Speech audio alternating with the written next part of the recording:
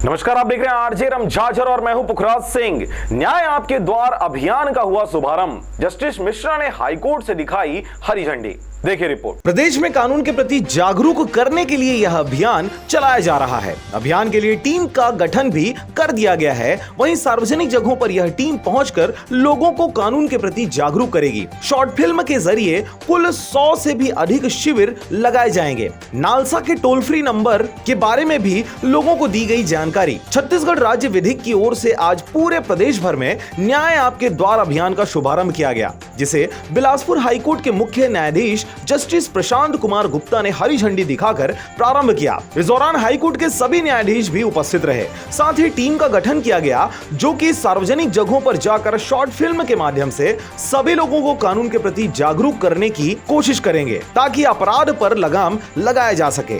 उनमें से एक बस जो है वो छत्तीसगढ़ के उत्तरी भाग में अंबिकापुर, जसपुर की तरफ जाएगा और दूसरा जो बस है वो रायपुर, धमतरी, कांकेर और कोंडागांव, जगदलपुर होते हुए दूरस्थ आदिवासी क्षेत्रों में, नक्सली क्षेत्रों में भी जाएगा। बिलासपुर से रविंद्र टंडन की रिपोर्ट, आरजे रमझाझर।